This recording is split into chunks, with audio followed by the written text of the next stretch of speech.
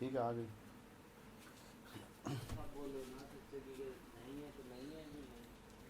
Good morning everyone.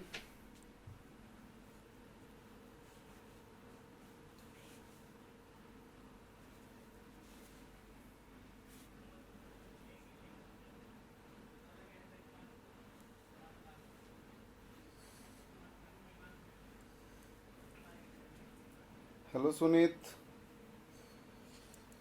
Good afternoon everyone. जल्दी से connect हो जाएं।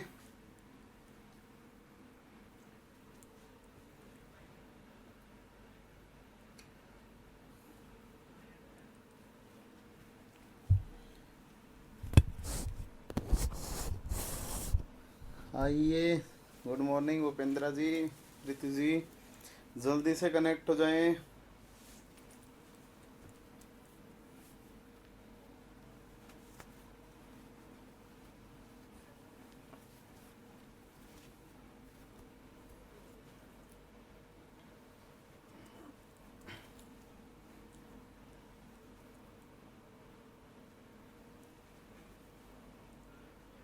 करें स्टार्ट, देर नहीं करते हैं, आइए आगे बढ़ाते हैं।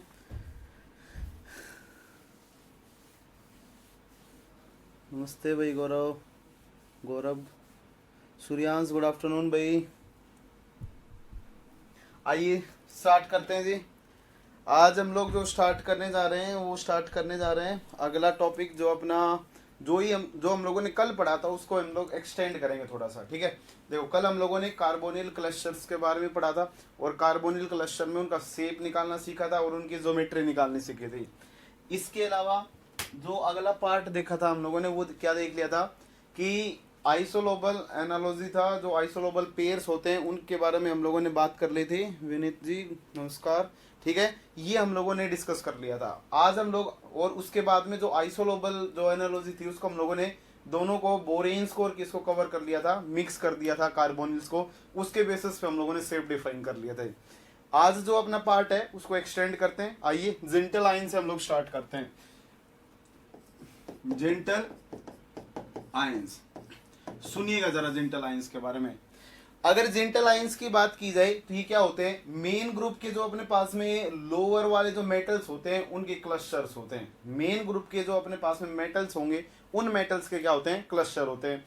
ये जो होते हैं वो कब फॉर्म, कैसे फॉर्म होते हैं, जैसे बहुत सारे, अगर मैं कोई भी मेटल लेता हूँ, मेटल का कोई भी सॉल्ट लेता हूँ, ठीक है, उस सॉल्ट को अगर मैं किसी रिड्यूसिंग एजेंट से अगर ट्रीट करवा देता हूँ, ठीक है, तो जैसे ट्रीट करवाएंगे तो जो मेटल्स होते हैं वो एक दूसरे से कंबाइन होना स्टार्ट हो जाती हैं और वो एक क्लस्टर का फॉर्मेशन कर लेते हैं। मतलब मेन ग्रुप के 5-6 मेटल एक दूसरे के, मतलब एक ही टाइप के मेटल एक दूसरे के साथ में कंबाइन होने लग जाते हैं और वो जो क्लस्टर बनेंगे वो अनाइनिक भी हो सकता है और वो कैटाइनिक भी हो सकता है, दोनों ही टाइप के हो सकते हैं। अब देखो वो अनाइनिक होगा या कैटाइनिक होगा उससे अपना कोई लेना देना नहीं है। ठीक है, ये एग्जिस्ट कब करते हैं, तो ये एग्जिस्ट कब करेंगे, जैसे अगर मान लो कि इनकी स्टेबल फॉर्म अगर आपको आइसोलेट करना है तो आप क्या ले लेंगे, क्रिप्टेंड वगैरह, या हम लोग क्या क्रिप्टेंड वगैरह, क्राउन ईथर का जो एरे होगा अपने पास में, या जो क्राउन ईथर होंगे उनकी जो कैविटी होगी उस कैविटी के अंदर ये स्टेबल हो जाते हैं, क्योंकि उनकी कैविटी बड़ी बड़ी होती है और उसके अंदर ये क्या हो जाते हैं, जाके फिट हो जाएंगे, जो कैटाइनिक वाले पार्ट होंगे। ठीक है, तो इनको हम लोग इजीली आइसोलेट भी कर सकते हैं।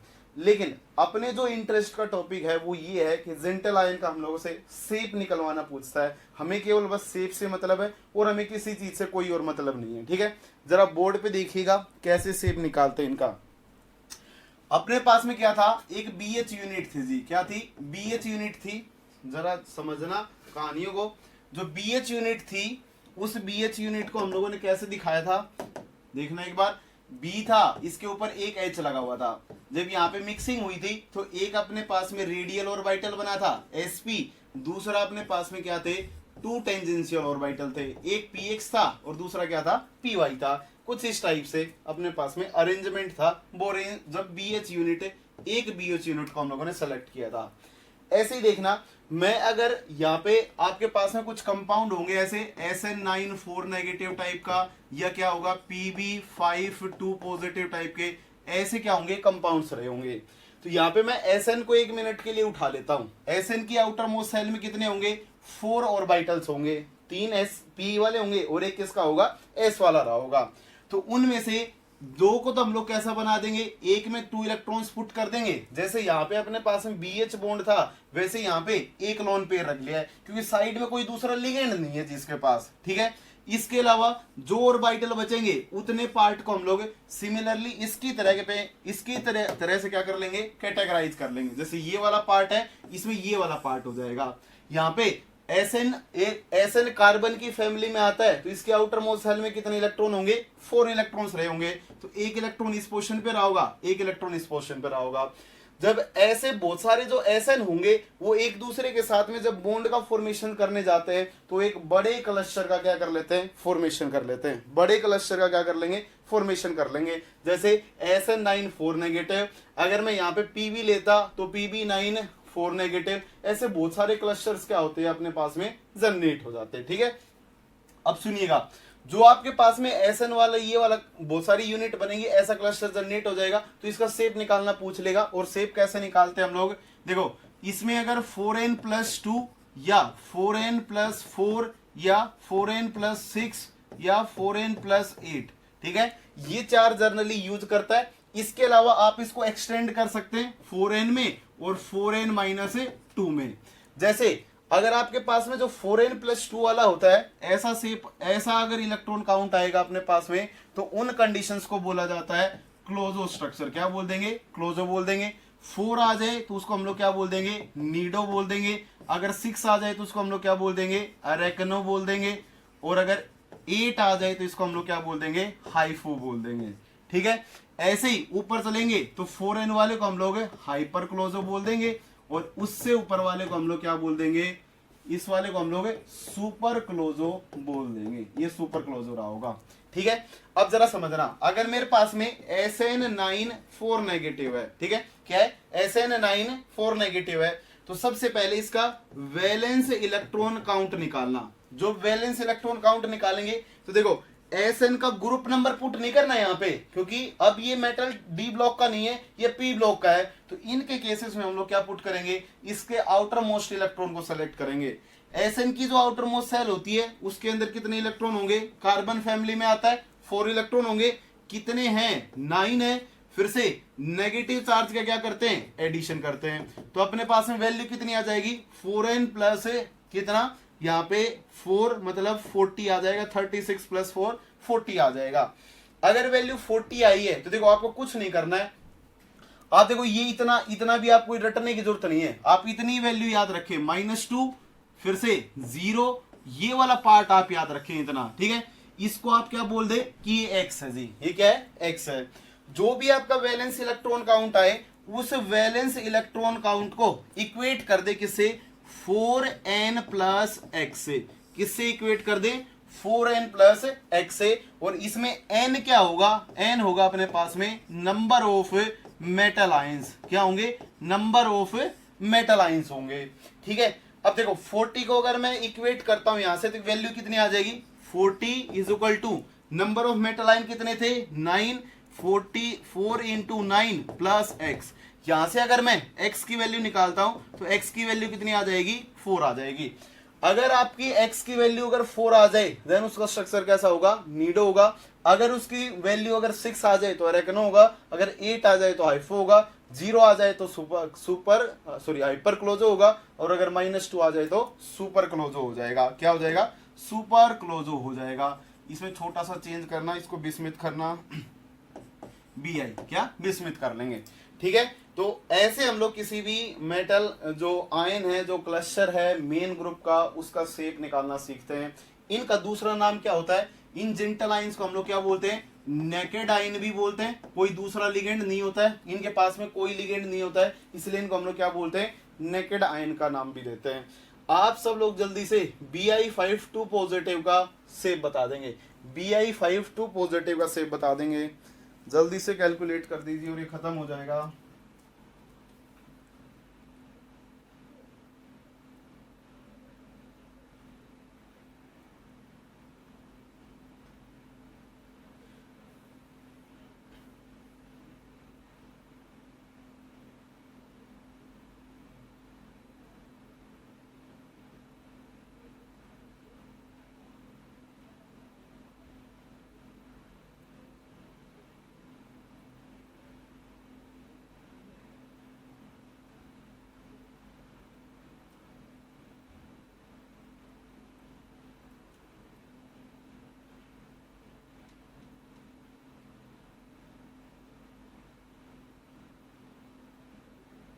जल्दी से सब लोग कैलकुलेट कर लें एक बार।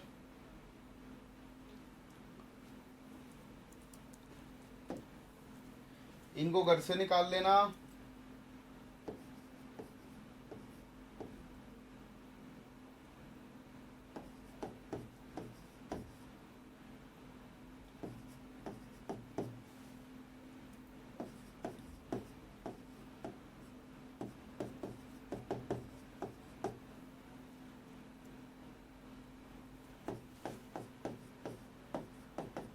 इनको घर से कर लेना, ठीक है। 4 पॉजिटिव, इनको होमवर्क में कर लेना, इनका सेव।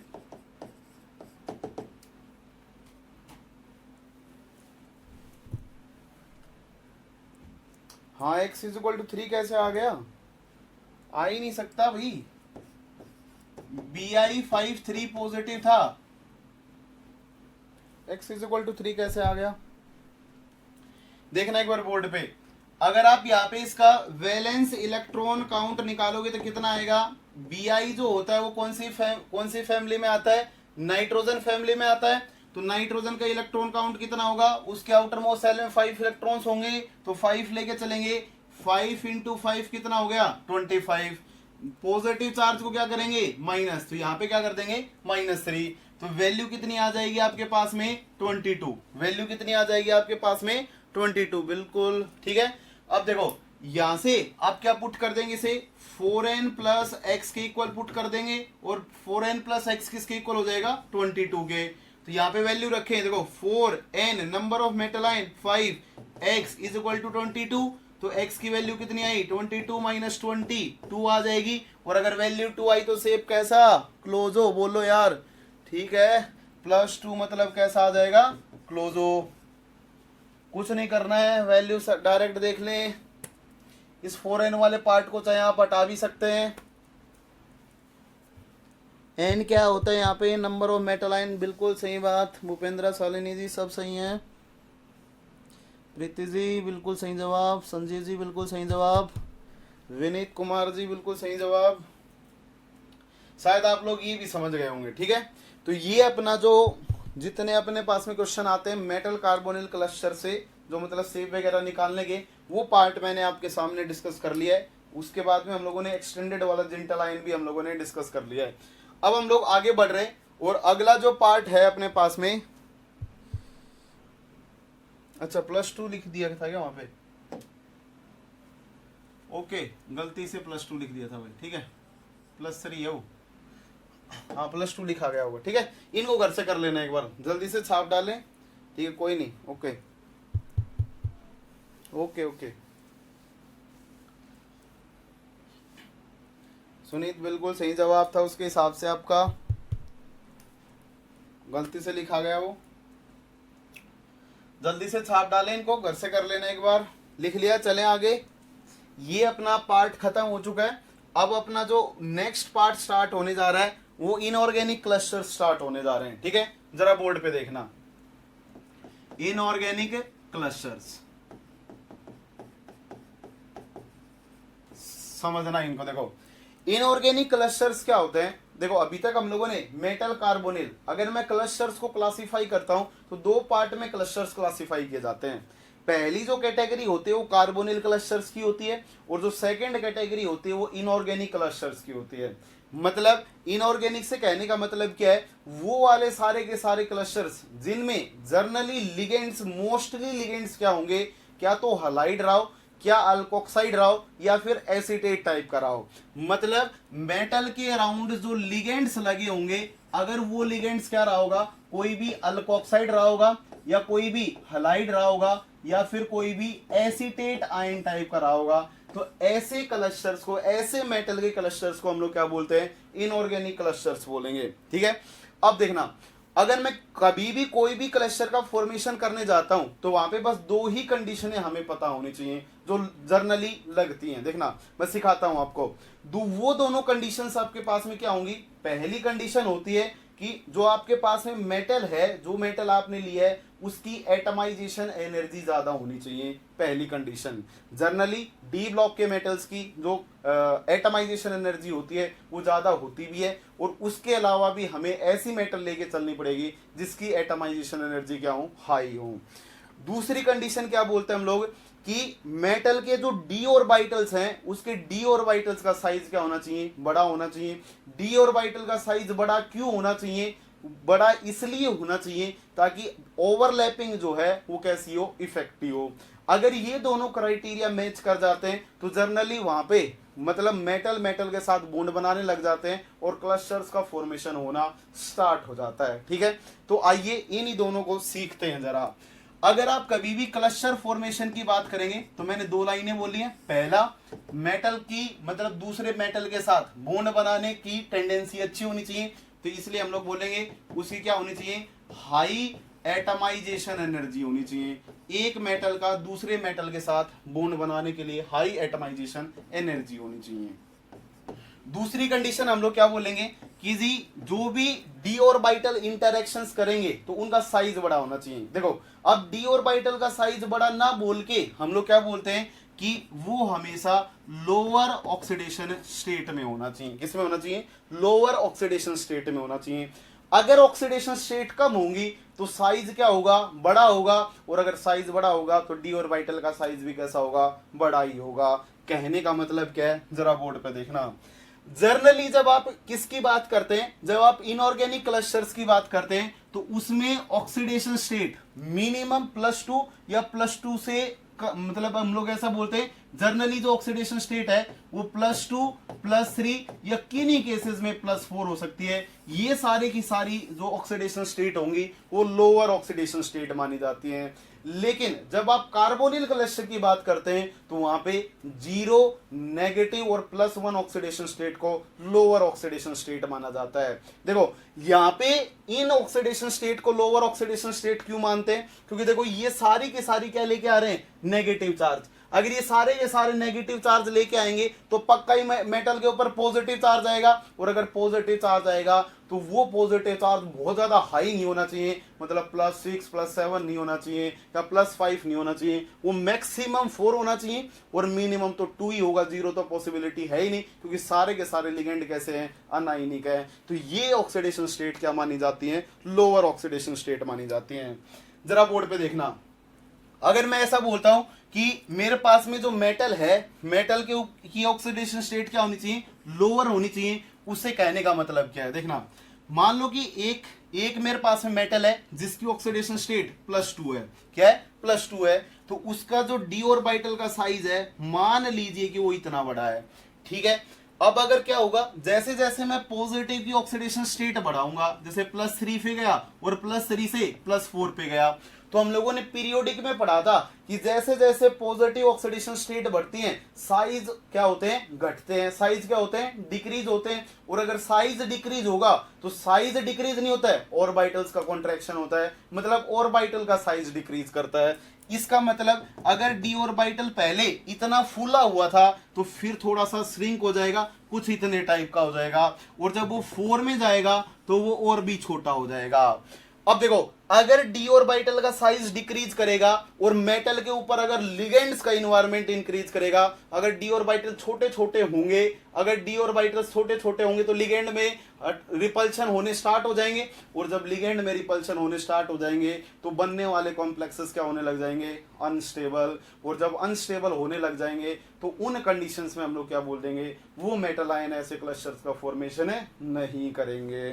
ठीक है, अब देखो दो कंडीशनें होती हैं। अगर आपसे ऐसा पूछ लिया जाए कि जो इनऑर्गेनिक क्लस्टर होते हैं वो कौन से मेटल आयन अच्छे बनाते हैं, तो देखो 3D में 3D का साइज छोटा होगा, बोलो यार, 4D का साइज उससे बड़ा होगा, और 5D का थोड़ा सा भी उससे भी क्या होगा, ज्यादा साइज होगा। तो डाउन द ग्रुप में साइज क्या हो रहा है, बढ़ रहा है। अगर साइज इंक्रीज होगा, इसका मतलब साइज इंक्रीज होगा तो डी ऑर्बिटल का साइज क्या होगा, डी ऑर्बिटल का साइज भी इंक्रीज होगा। और अगर डी ऑर्बिटल का साइज इंक्रीज होगा इसका मतलब है हम लोग क्या बोल सकते हैं कि ओवरलैपिंग जो होगी वो कैसी होंगी, अच्छी होंगी। ओवरलैपिंग जो होंगी वो कैसी होंगी, अच्छी होंगी। और अच्छी होंगी तो मोस्टली जो आपको क्लस्टर्स मिलते हैं इनऑर्गेनिक के वो जनरली 5D वाले बनाते हैं या फिर 4D वाले बनाते हैं। 3D वाले ऐसे क्लस्टर्स का फॉर्मेशन नहीं करते हैं। क्यों? क्योंकि अगर ऑक्सीडेशन स्टेट अगर +4 आ जाती है 3D वालों की तो उनके बस की बात ही नहीं होती है। उनके ऑर्बिटल्स कॉन्ट्रैक्ट हो गए, इतने छोटे हो जाते हैं कि वो ओवरलैपिंग दिखाने के लायक ही नहीं होते हैं।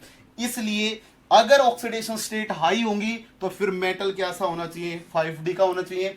अगर ऑक्सीडेशन स्टेट लो होंगी तो उन केस में क्या होगा? वो मेटल 3D का भी हो सकता है, 4D का भी हो सकता है और 5D का भी हो सकता है। तो मेटल के डी ऑर्बिटल का साइज पक्का ही बड़ा होना चाहिए, तभी सिग्निफिकेंट ओवरलैपिंग्स होंगे। और अगर ओवरलैपिंग अच्छी होंगी तो क्लस्टर स्टेबल होंगे, और अगर स्टेबल होंगे तो वो जर्मिनेट हो जाएंगे। क्या आपको ये दोनों कहानियां समझ में आई? क्या रिलेशन है हम लोग आगे सीखेंगे। क्या इतनी कहानी समझ में आई? सारा का सारा खेल ओवरलैपिंग का है।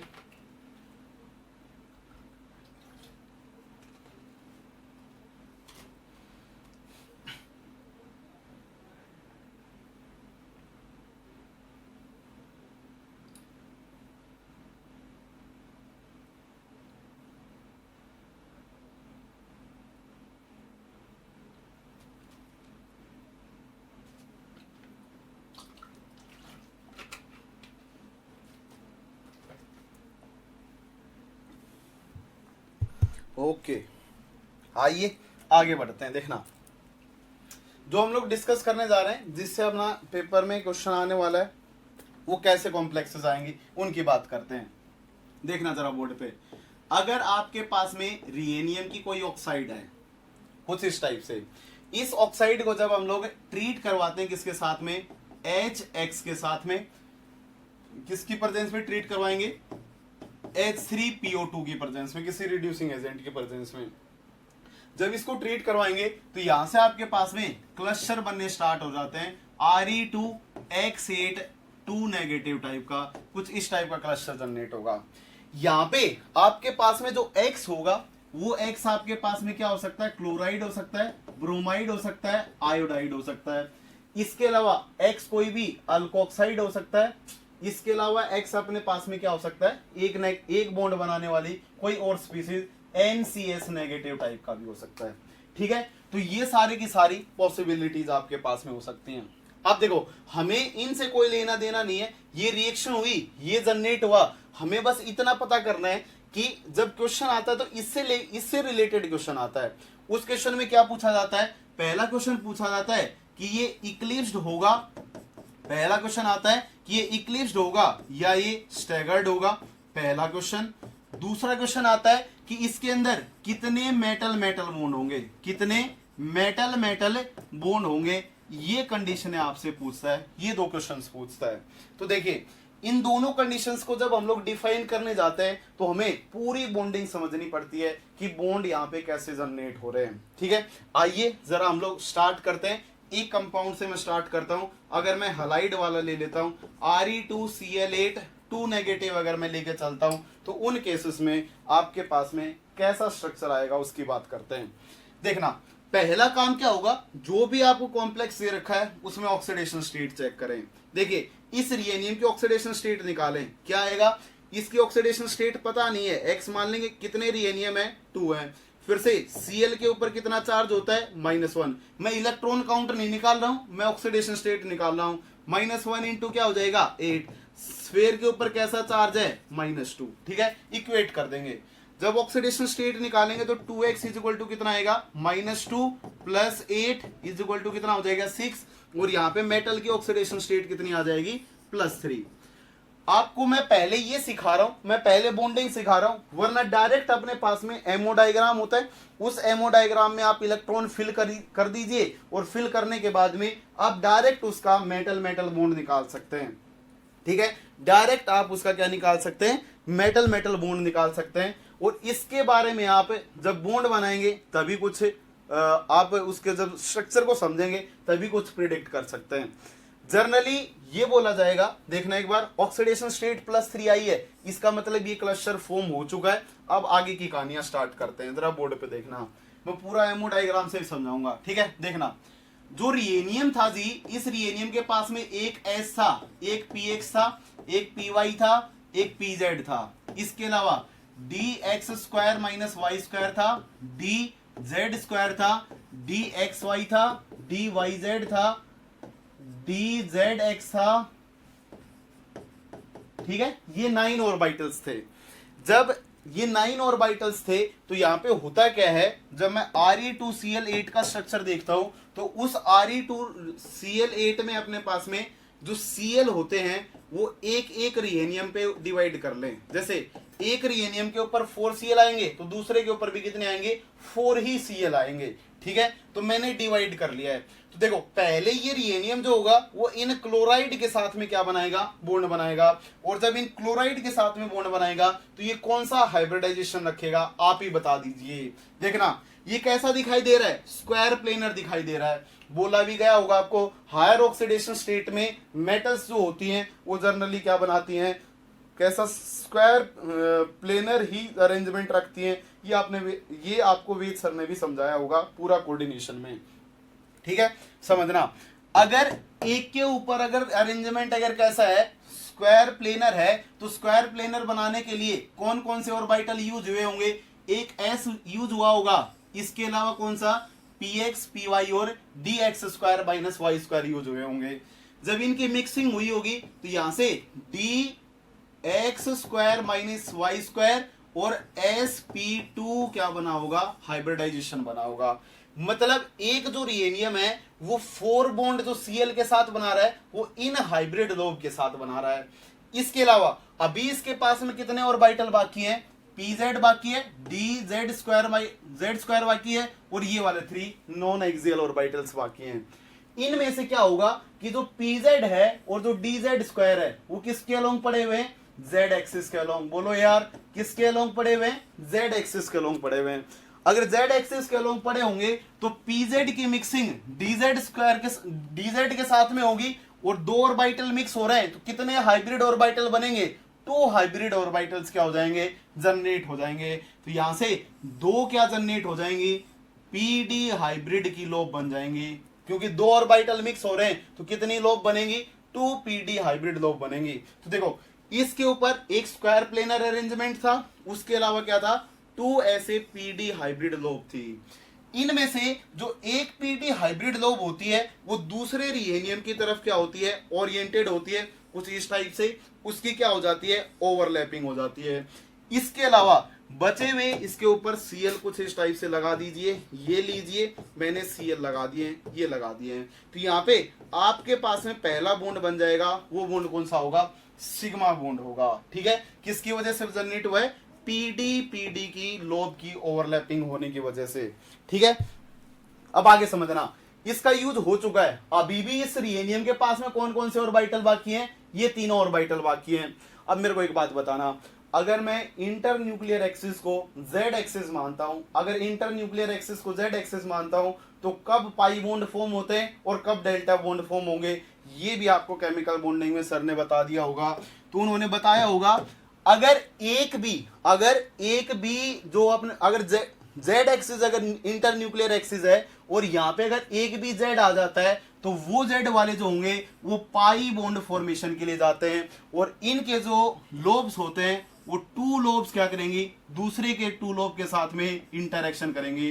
जैसे एक रिहेनियम था, दूसरे रिहेनियम के पास में क्या पड़ा होगा, बोलो यार क्या पड़ा होगा, dyz था, इसके पास भी dyz होगा, दोनों की सिमेट्री मैच करेगी, 2 लोब के इंटरेक्शंस होंगे, और जब 2 लोब के इंटरेक्शंस होंगे तो पाई बॉन्ड का क्या हो जाएगा, फॉर्मेशन हो जाएगा। तो यहाँ पे क्या होने लग जाता है, पाई बॉन्ड बनने स्टार्ट हो जाएंगे।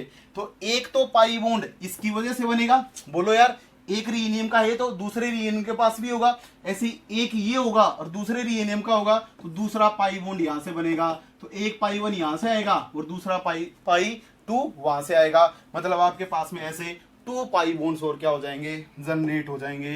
ये लीजिए मैंने 2 पाई बॉन्ड और बना दिए, तो टोटल इसके पास में कितने बॉन्ड बन गए, 3 बॉन्ड बन चुके हैं।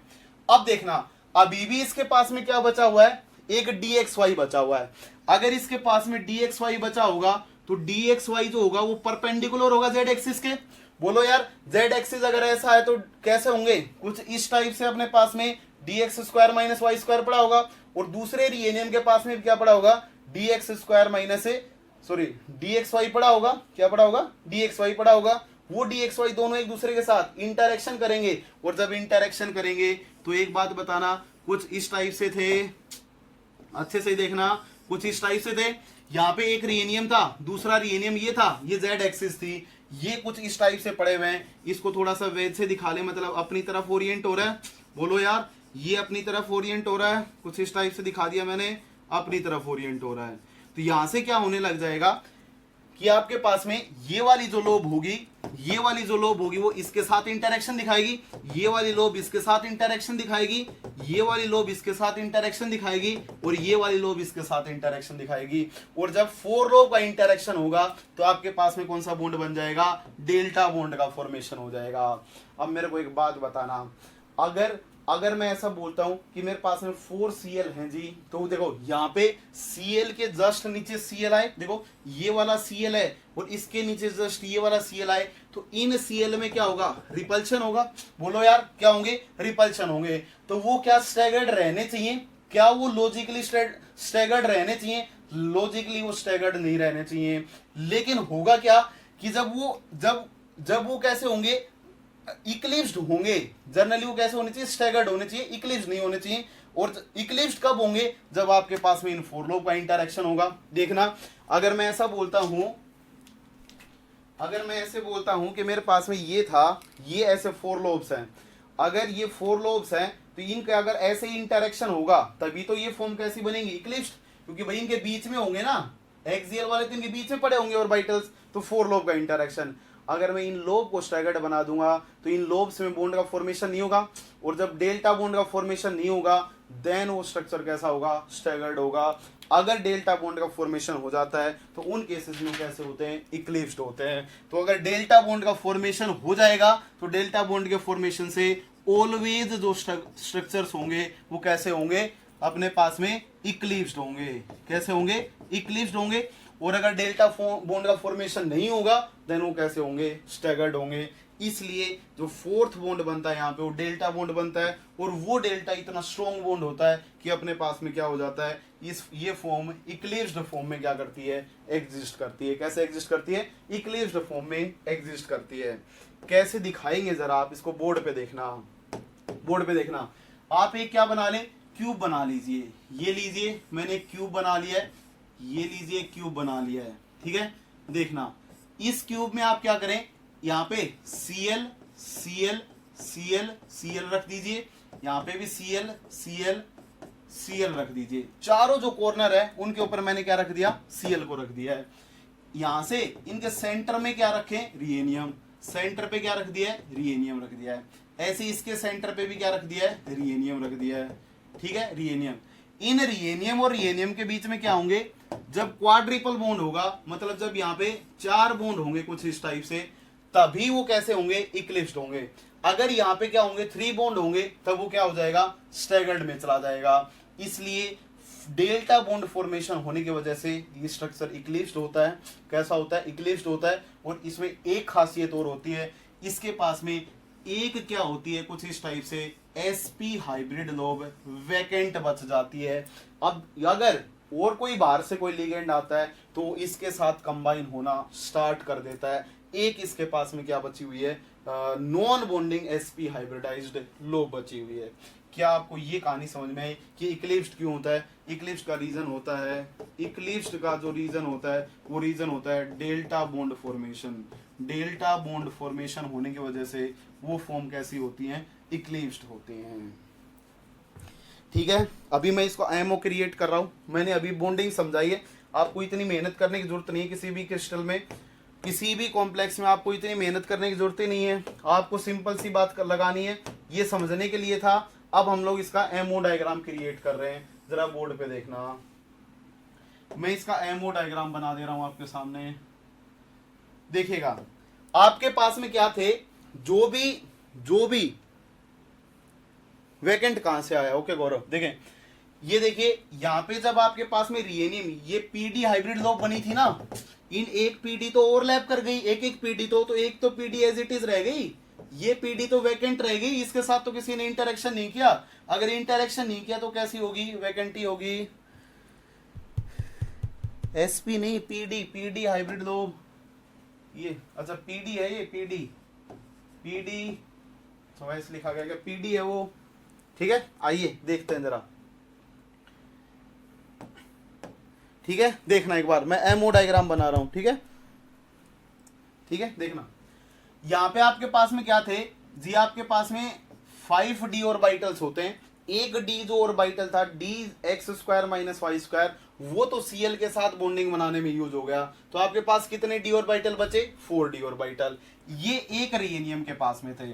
अगर मैं दूसरे रिएनियम के पास में चेक करता हूं तो दूसरे रिएनियम के पास में भी 4 ही क्या होंगे, d ऑर्बिटल्स होंगे। बोलो यार, अब देखो इनमें से क्या होगा, एक अपने पास में pz वाले हैं, दूसरा अपने पास में क्या है, dxz है और dyz है, और एक क्या है अपने पास में, dyz ऑर्बिटल है। अगर जो pz है, सॉरी जो dz² है, वो किसके अलोंग पड़ा होगा, इंटरन्यूक्लियर एक्सिस के अलोंग, और अगर वो इंटरन्यूक्लियर एक्सिस के अलोंग पड़ा होगा तो मिक्सिंग करेगा तो सिग्मा बनाएगा, और सिग्मा के साथ में क्या बना लेगा, सिग्मा स्टार बना लेगा। पहला तो यही बनाया था, बोलो यार, एक सिग्मा बना और दूसरा क्या बना था, सिग्मा स्टार बना था। इसके अलावा अगर बात की जाए तो देखो यहां पे क्या है अपने पास में, 2 d ऑर्बिटल जो क्या बनाएंगे, पाई बॉन्ड। ये वाला इनके साथ मिक्सिंग करता है तो पाई बॉन्ड बनाएगा, और पाई के साथ में क्या बना लेगा, यहाँ पे पाई स्टार बना लेगा। क्या बना लेगा, पाई स्टार बना लेगा। इसके अलावा एक ऑर्बिटल बचा हुआ है, कौन सा, dyz जो होता है वो 4 लोब का इंटरेक्शन होता है, और वो इंटरेक्शन वीक होता है जी। वो क्यों वीक होता है, क्योंकि वहां पे इंटरेक्शंस इतने स्ट्रांगली डोमिनेट नहीं कर पाते हैं, लोब का अरेंजमेंट ही ऐसा होता है, ठीक है। इसलिए जो 4th इंटरेक्शन होता है उसकी वजह से डेल्टा बॉन्ड्स का क्या होता है, फॉर्मेशन होता है। कुछ डेल्टा बनेगा और डेल्टा के साथ में क्या बन जाएगा, डेल्टा स्टार। अगर आपके पास में डाई न्यूक्लियर कॉम्प्लेक्स है तो उनके केस में मोस्टली ये वाला एमओ डायग्राम लगता है, बस एक स्पेशल केस छोड़ के, और वो स्पेशल केस होता है किसका, क्रोमियम का पेंटावेलेंट क्विंटेट बॉन्ड को छोड़ के। इसके अलावा आप किसी भी डाई न्यूक्लियर कॉम्प्लेक्स में डायरेक्ट ये एमओ डायग्राम लगा सकते हैं, और ये एमओ डायग्राम लगा के उसके मेटल बॉन्ड को फाइंड आउट कर सकते हैं। क्या निकाल सकते हैं आप, मेटल बॉन्ड निकाल सकते हैं। देखिएगा जरा, थोड़ी देर पहले मैंने आपसे ऑक्सीडेशन स्टेट निकलवाई थी, यहां पे मैंने क्या निकलवाई थी, ऑक्सीडेशन स्टेट। कितनी आई थी रिएनियम की ऑक्सीडेशन स्टेट, +3, ठीक है। कितनी आई थी, +3 आई थी। अगर +3 आई थी तो हम लोग क्या बोल देंगे कि जो रिएनियम होता है उसका इलेक्ट्रॉनिक कॉन्फ़िगरेशन होता है, आपके पास में मेटल है, सॉरी कोई भी क्या होगी, नोबल गैस होगी, उसके बाद में क्या आएगा आपके पास में, मान लीजिए जीनोन है, उसके बाद में क्या आएगा, कोई भी NH2 आएगा, और ND5 आ जाएगा, क्योंकि ये किसकी फैमिली में होता है, Mn की फैमिली में होता है। तो इसकी आउटर मोस्ट सेल में 7 इलेक्ट्रॉन्स थे। कितने थे, 7 थे। जब ये +3 ऑक्सीडेशन स्टेट में जाएगा, +3 में जाएगा, तो पहले इलेक्ट्रॉन कहां से निकलेंगे, S से। बोला था एक्साइटेशन पहले S से होता है, उसके बाद कहां से होता है, D से होता है। तो ओवरऑल आपके पास में कैसा कॉन्फ़िगरेशन बचेगा, N-1D कर लेना, D4 कॉन्फ़िगरेशन बचेगा। बोलो यार, कैसा कॉन्फ़िगरेशन बचेगा, D4 कॉन्फ़िगरेशन बचेगा। अगर D4 कॉन्फ़िगरेशन बचा है तो इस एमओ डायग्राम के अंदर 4 इलेक्ट्रॉन्स रख दें। एक रिएनियम के पास में कितने इलेक्ट्रॉन है, 4 इलेक्ट्रॉन है। दूसरे रिएनियम के पास में भी कितने इलेक्ट्रॉन है, 4 इलेक्ट्रॉन है। तो टोटल इलेक्ट्रॉन कितने हो गए, 8 इलेक्ट्रॉन। 8 इलेक्ट्रॉन्स को फिल करें। जब आप 8 इलेक्ट्रॉन्स की फिलिंग करती हैं तो 2, 4, 6 और 8, जो आपके पास में हाईएस्ट ऑक्यूपाइड मोलिकुलर ऑर्बिटल है वो कौन सा है, डेल्टा वाला, होमो है, ठीक है। तो देखो यहां से अगर मैं क्या निकालने जाता हूं, बॉन्ड ऑर्डर अगर फाइंड आउट करने जाता हूं, तो बॉन्ड ऑर्डर किसके इक्वल होता है, bonding electron minus anti bonding electron divide by 2 के। बोलो यार, यहां पे कितने इलेक्ट्रॉन आ रहे हैं, 8, एंटी बॉन्डिंग में 0, डिवाइड कर देंगे 2 से, तो बॉन्ड ऑर्डर कितना आ जाएगा, 4। देखो अभी भी तो 4 ही निकाला था, यहां से भी जब आपने स्ट्रक्चर को पूरा समझा तो भी 4 आया, और जब आपने इसका एमओ डायग्राम से देखा तब भी बॉन्ड ऑर्डर कितना आया है, 4 ही आया है। तो देखो यहां से आपको पिक्चर भी क्लियर होगी, एक सिग्मा है, 2 पाई है, और एक कैसा अपने पास में डेल्टा बॉन्ड है। एक अपने पास में क्या है, डेल्टा बॉन्ड है। कमाल की बात एक और होती है कि जितने भी आपके पास में जो Re2Cl8 टाइप के कॉम्प्लेक्सेस होते हैं, सुनना एक बार अच्छे से, Re2Cl8 टू नेगेटिव टाइप के जो कॉम्प्लेक्सेस होते हैं वो सारे के सारे कलर्ड होते हैं। वो कैसे होते हैं? कलर्ड होते हैं। ये कैसे होंगे? कलर्ड कॉम्प्लेक्सेस होते हैं। और इनके कलर का जो रीजन होता है वो रीजन जाता है ये डेल्टा से जो डेल्टा स्टार का जो गैप है, ये डेल्टा से डेल्टा स्टार का जो गैप है वो कम होता है, और कम होने की वजह से इलेक्ट्रॉन्स का एक्साइटेशन हो जाता है। तो delta two delta star transitions होने की वजह से इनमें क्या आता है? कलर आता है।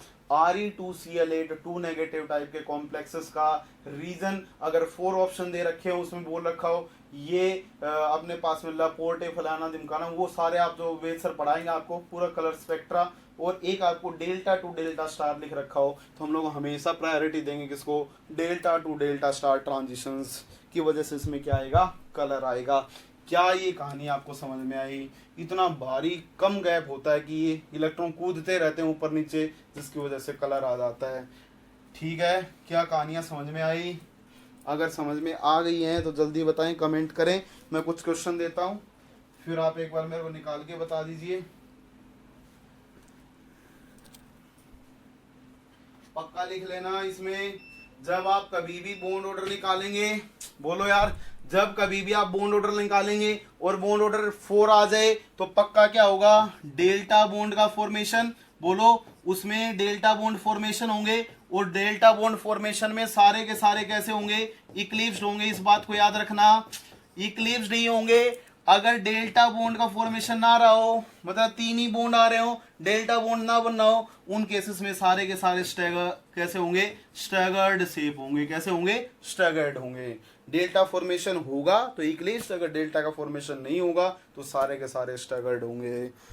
लिख लेना इस बात को भी। ठीक है, मैं कुछ कॉम्प्लेक्सेस लिख रहा हूं, आप जल्दी से मेरे को बता दीजिए कि इनमें से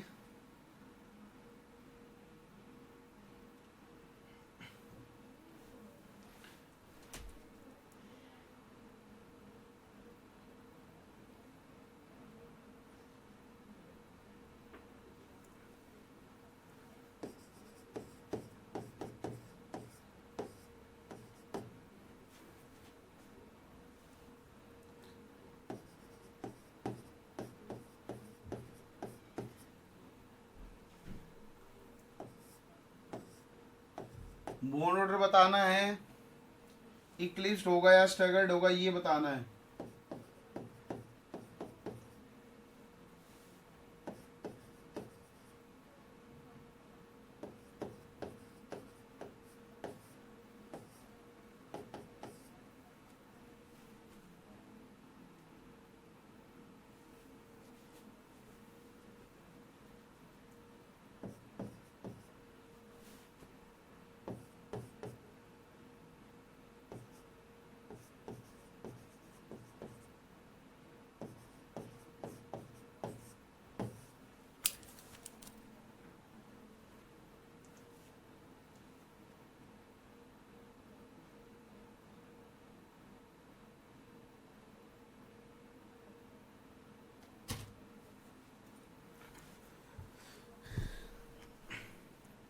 ओके जी,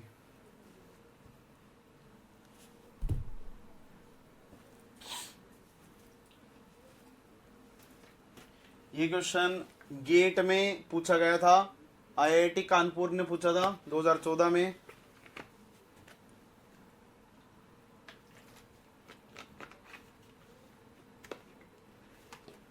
कितना बॉन्ड ऑर्डर आएगा, ऐसा क्वेश्चन आया था।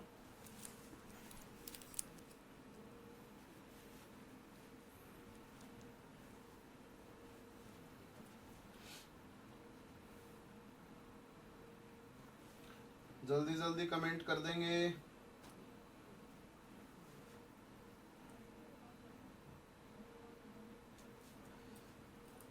अगर एक और लिखना चाहो तो एक और लिख लेना, W2OR6 R is isopropyl,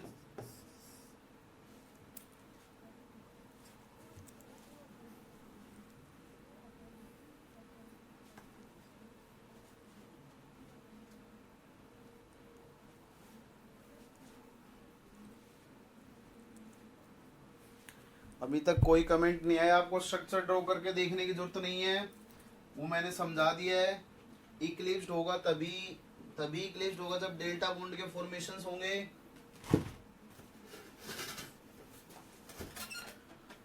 आप डायरेक्ट कमेंट कर दीजिए कितना आएगा बॉन्ड ऑर्डर।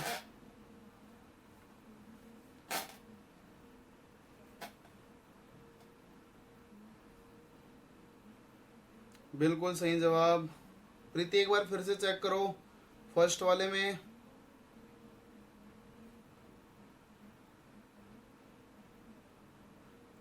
संजीव बिल्कुल सही जवाब है। या भूपेंद्रा, क्या बात है, बहुत फास्ट है, बहुत सही। बिल्कुल सुनीत रंजन जी। प्रीति एक बार फिर से चेक करो फर्स्ट वाला, ऑक्सीडेशन स्टेट सही निकालो।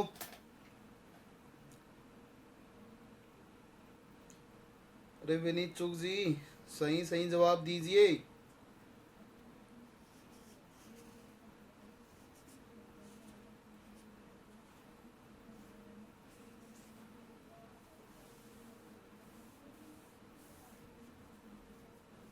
बिल्कुल शालिनी जी पहला सही जवाब।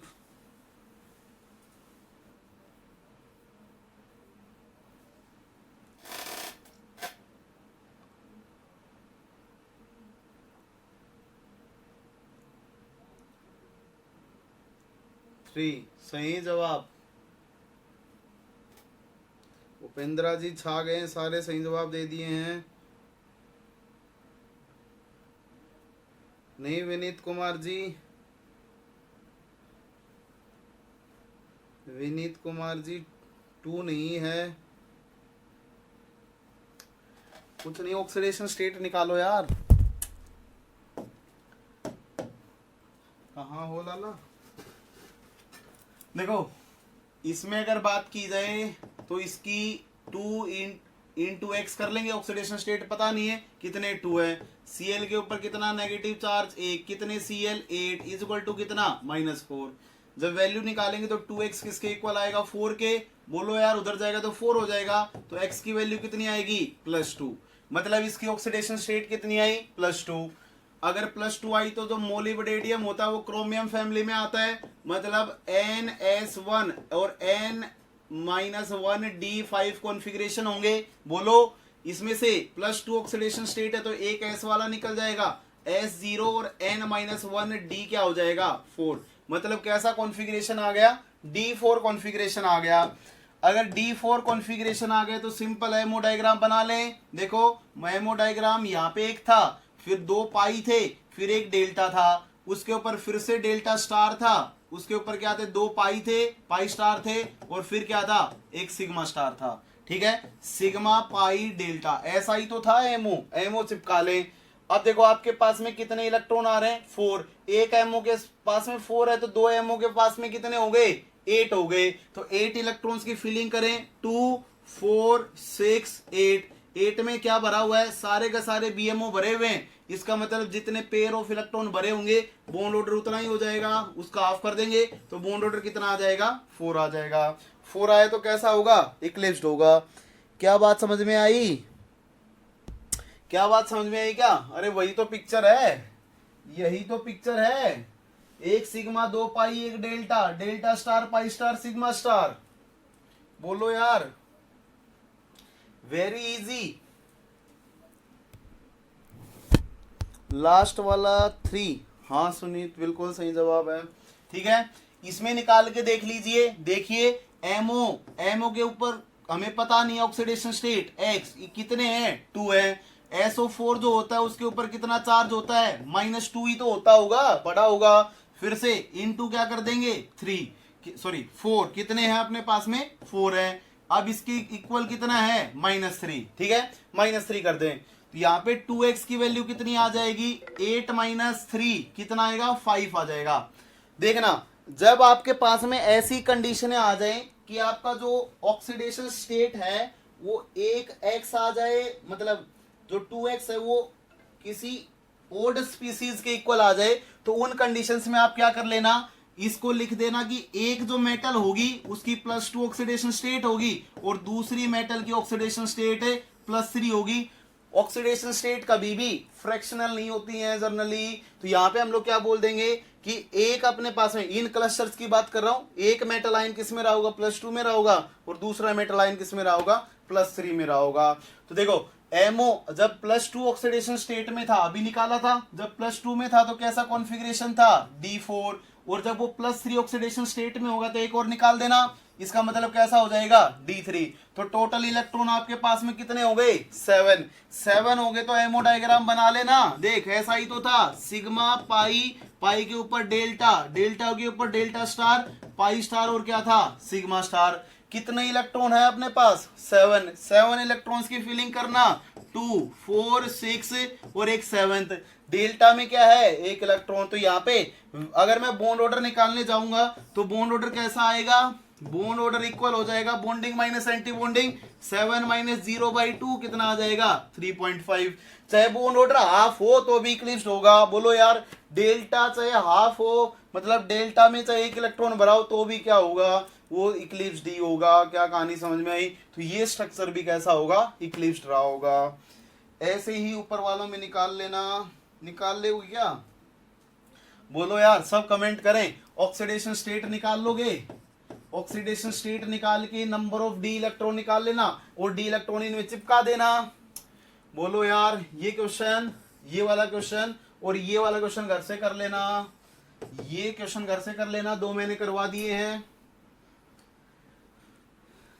कर लोगे क्या,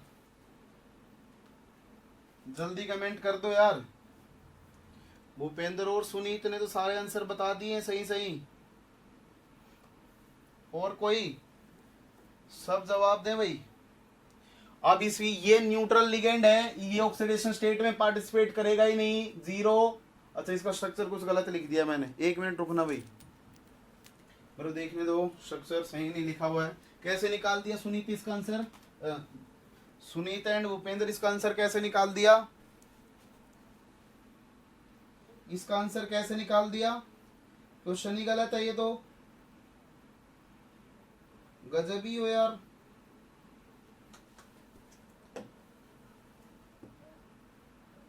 ये तो क्वेश्चन ही गलत लिख दिया, 4 आएगा, ये भी 4 आएगा।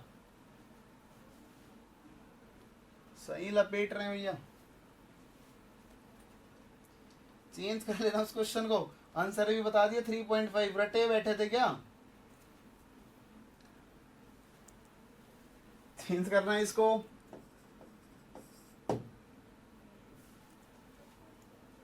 सही है,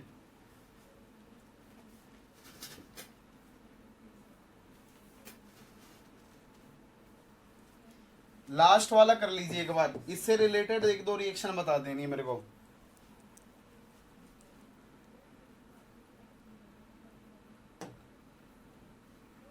आइए आगे बढ़ते हैं। बोलो यार, कुछ लोग जवाब ही नहीं दे रहे, कर लेंगे क्या, बहुत आसान है यार, ऑक्सीडेशन स्टेट निकाल लेना। एक कमेंट कर दो, आगे बढ़ दूंगा फिर मैं।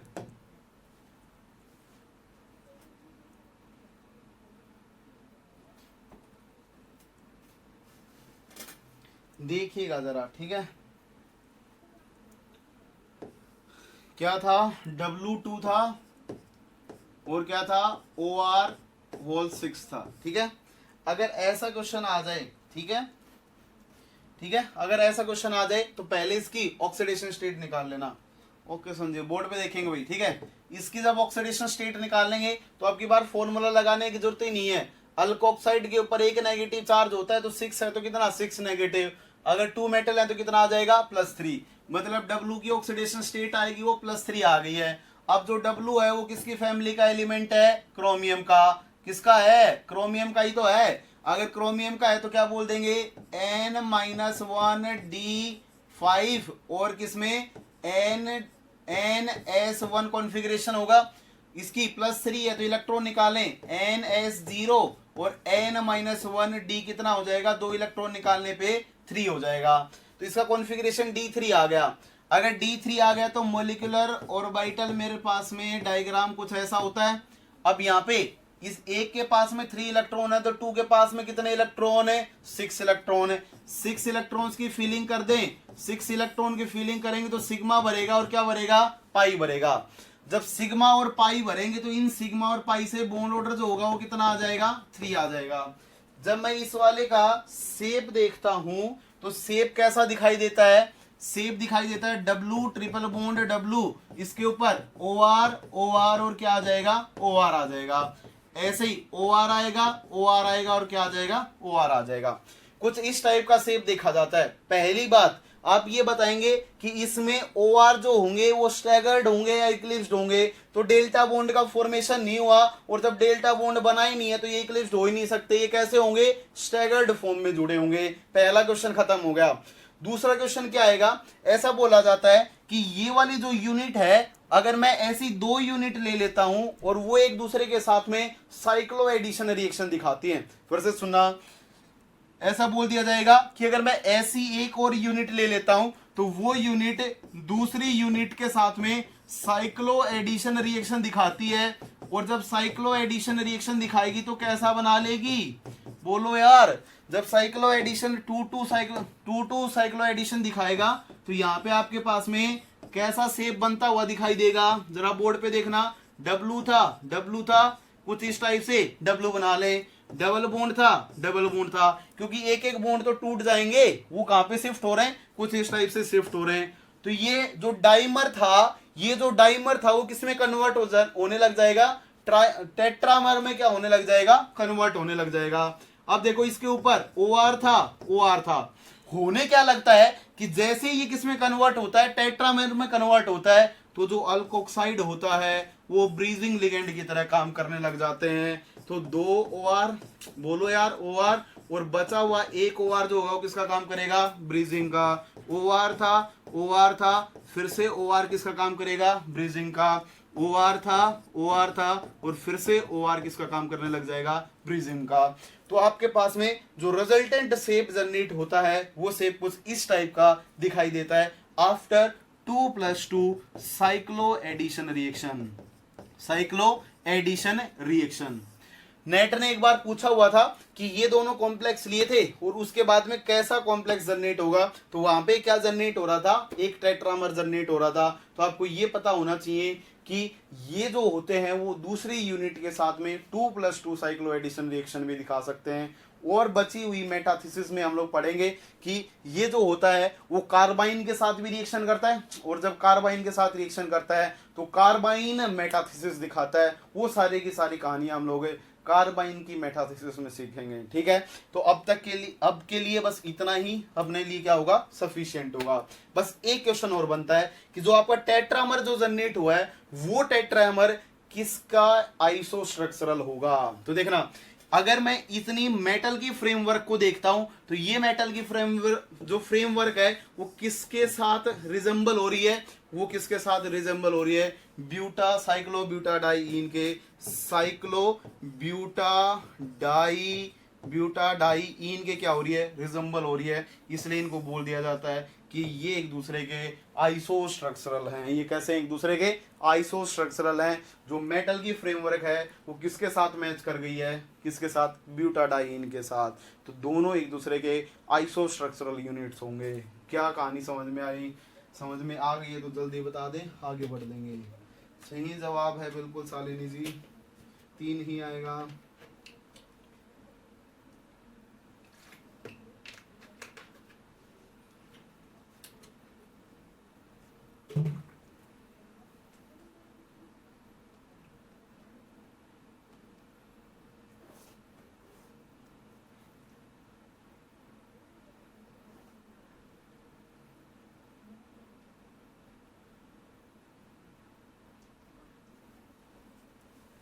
दो क्लस्टर्स और सिखाता हूं मैं, उसके बाद हम लोग इनऑर्गेनिक क्लस्टर को यहीं पे छोड़ देंगे, खत्म कर देंगे इनको, और फिर हम लोग मेटल कार्बोनाइल्स के ऊपर आ जाएंगे। ठीक है, तो आप जल्दी से मेरे को 2 क्लस्टर्स का शेप और बता दीजिए कि वो उनके अंदर कितने मेटल बॉन्ड होंगे।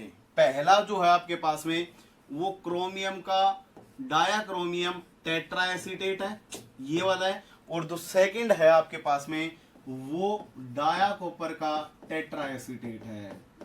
जल्दी से बताएं दोनों में कितना मेटल मेटल बॉन्ड होंगे, दोनों में कितने मेटल मेटल बॉन्ड होंगे, जल्दी से बता दें आप।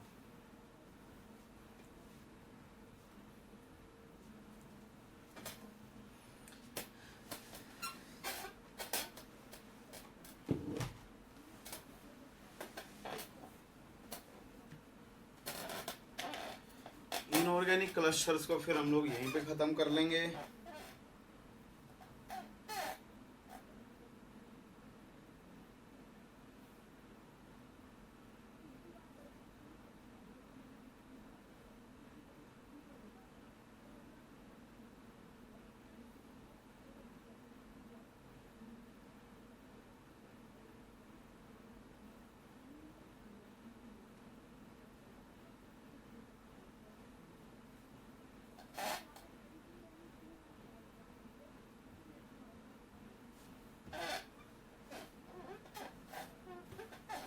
उपेंद्र अच्छे से चेक करो भाई, और बताएंगे।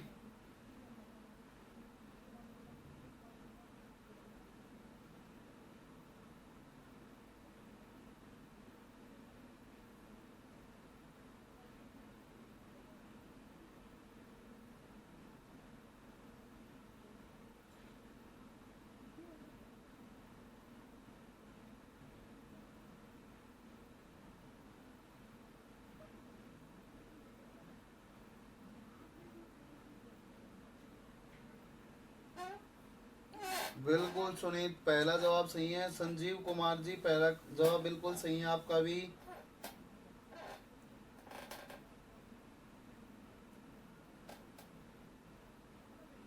और लोग भी बताएं यार।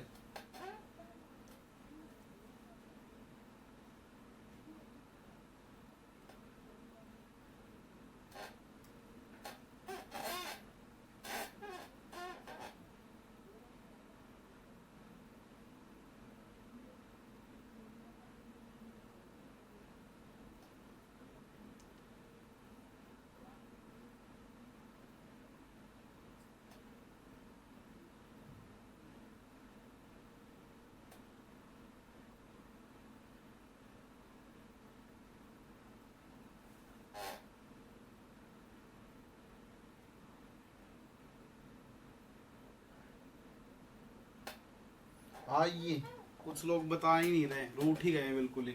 देखिएगा एक बार जरा बोर्ड पे, जब आप दोनों कॉम्प्लेक्सेस को देखते हो, ठीक है, तो इसका जवाब जो होता है हमें वो एमओटी से मिल जाता है, लेकिन इस वाले का जवाब एमओटी से नहीं मिल पाता है। आइए जरा दोनों की चर्चाएं करते हैं। देखना, जब मैं इसमें इसकी ऑक्सीडेशन स्टेट निकालता हूं तो इसकी जो ऑक्सीडेशन स्टेट होती है वो 2x। अब देखो एसीटेट के ऊपर कितना चार्ज होगा, एक नेगेटिव चार्ज। अगर एक नेगेटिव चार्ज होगा तो -1 × 4 = 0 कर देंगे, तो जो यहां से जो x की वैल्यू आएगी वो कितनी आ जाएगी, अपने पास में 2 आ जाएगी। मतलब जो क्रोमियम होगा वो +2 ऑक्सीडेशन स्टेट में होगा। अरे कॉपर ही लिख दिया क्या, क्रोमियम भाई, क्रोमियम क्रोमियम बिल्कुल। अब ये 4 किसने दे दिया, हाँ भूपेंद्र सही जवाब है यार, वो क्रोमियम, क्रोमियम है वही। क्या है, क्रोमियम, गलती से लिखा गया, ठीक है। ये तो बताओ कि सेम लिख दिया, सर क्वेश्चन ही खराब हो गया। अब तो बता ही दोगे, ठीक है। देखना एक बार कितनी आएगी, वैल्यू 2 आ जाएगी।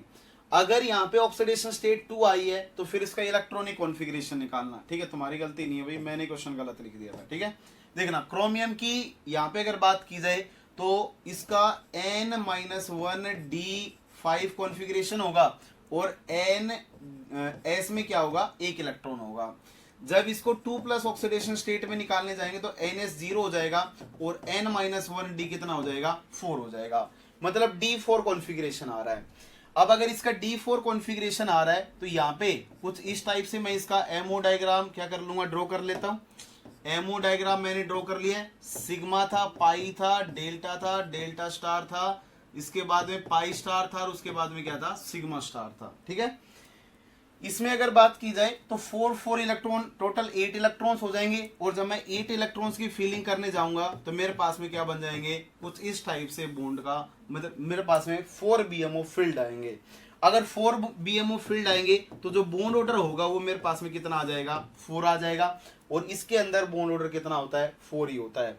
चाहे मैं वो टेट्रा एसीटेट मोलिब्डेडियम का ले लेता हूं, चाहे वो मैं टेट्रा एसीटेट किसका, टंगस्टन का ले लेता हूं, या फिर मैं क्रोमियम का ले लेता हूं, सबके केस में जो क्लस्टर जनरेट होता है वो उस क्लस्टर जो डाई न्यूक्लियर जो अपने पास में कॉम्प्लेक्स जनरेट हुआ है उसके अंदर 4 ही बॉन्ड होते हैं। कैसे पता करेंगे, जब आप क्रोमियम और क्रोमियम के बीच में देखो, क्रोमियम था दूसरा क्रोमियम था, इनके बीच में क्वाड्रिपल बॉन्ड होगा। तो यहाँ पे जो एसीटेट होता है, जैसे मान लीजिए कि आपके पास में एसीटेट कुछ इस टाइप से रहा होगा, वो डबल बॉन्ड O और यहाँ पे ऑक्सीजन के साथ कुछ इस टाइप से लिंक्ड होगा। दूसरा यहाँ पे दिखा दे, ऑक्सीजन था, दूसरा एसीटेट डबल बॉन्ड O, यहाँ पे ऑक्सीजन और कुछ इस टाइप से लिंक्ड होगा। इसके अलावा जो बचे हुए 2 होंगे वो यहाँ पे कैसा बनेगा, अपने पास में स्क्वायर प्लेनर अरेंजमेंट बनेगा, ऑक्सीजन आएगा ऑक्सीजन आएगा, यहाँ पे डबल बॉन्ड O, एक इसके सामने आ जाएगा और एक कुछ इस टाइप से डबल बॉन्ड हो, कुछ ऐसा स्ट्रक्चर जनरेट होगा। ऊपर वाले के पास में भी कैसा होगा, स्क्वायर प्लेनर अरेंजमेंट होगा, और नीचे वाले के पास में भी कैसा होगा, स्क्वायर प्लेनर अरेंजमेंट ही होगा। तो ओवरऑल आपका ये स्ट्रक्चर कुछ इस टाइप से दिखाई देता है। और ये कैसा होता है, अपने पास में फुली इक्लिप्स्ड होता है।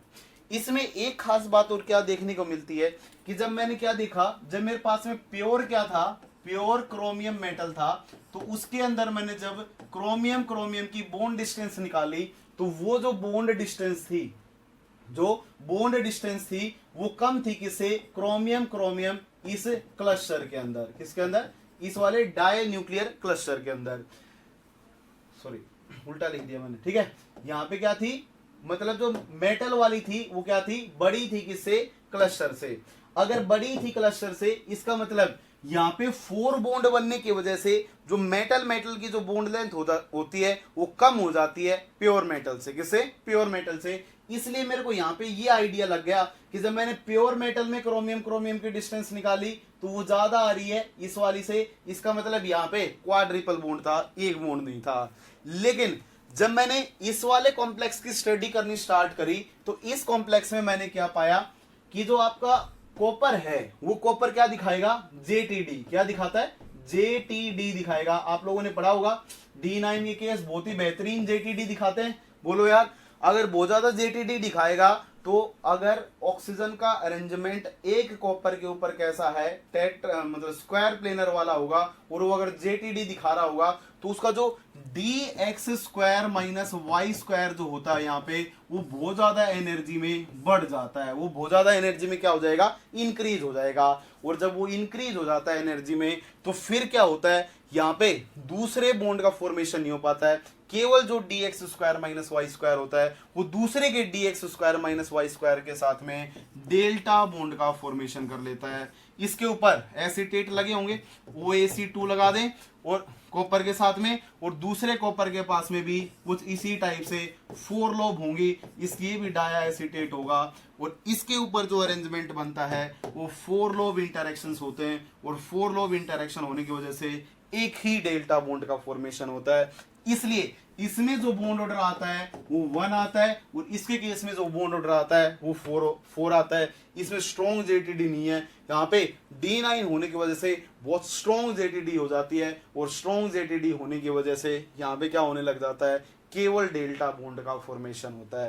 किसका फॉर्मेशन होता है, ओनली डेल्टा बॉन्ड का फॉर्मेशन होता है। ये शायद वेद सर ने आपको पढ़ाया भी होगा। डेल्टा बॉन्ड फॉर्मेशन में ऐसे बहुत रेयर एग्जांपल होते हैं जिनमें सिग्मा और पाई बॉन्ड ना हो, अकेला डेल्टा बॉन्ड हो। ये उसका एक अपने पास में क्या है, एग्जांपल है जिसमें केवल और केवल क्या एग्जिस्ट करता है, ओनली डेल्टा बॉन्ड का फॉर्मेशन होता है। ठीक है, अब देखो यहाँ पे अगर बात की जाए तो इसमें हम लोगों को कैसे पता चला कि इसमें एक ही बॉन्ड है, ये मोनोन्यूक्लियर मतलब इसके अंदर मतलब एक ही बॉन्ड है, सिंगल बॉन्ड है। उसका पता चला जब मैंने क्रोमियम जब प्योर मेटल ली तो प्योर मेटल के केस में जो बॉन्ड लेंथ थी वो बॉन्ड लेंथ कम थी, किससे, कॉपर किससे, जब वो किसके अंदर था, डाया न्यूक्लियर कॉम्प्लेक्स के अंदर। किसके अंदर था, डाया न्यूक्लियर कॉम्प्लेक्स के अंदर था। ठीक है, तो ये किसका ऑर्डर है, बॉन्ड लेंथ का। बॉन्ड लेंथ किसमें कम थी भाई, प्योर वाले की कम थी, किससे, कॉम्प्लेक्स से। इसका मतलब छोटी रही होगी किससे, कॉम्प्लेक्स से। ठीक है, छोटी रही होगी मतलब उसके अंदर सिंगल बॉन्ड रहा होगा, और वो सिंगल बॉन्ड अकेला डेल्टा था, बहुत वीक था, इसलिए डिस्टेंस ज्यादा थी। ठीक है, शायद आप लोग समझ गए होंगे। वो मैंने लिखने में गलती कर दी थी भाई, आप लोगों को कोई गलती नहीं इसमें, आप लोगों ने। ओके संजीव,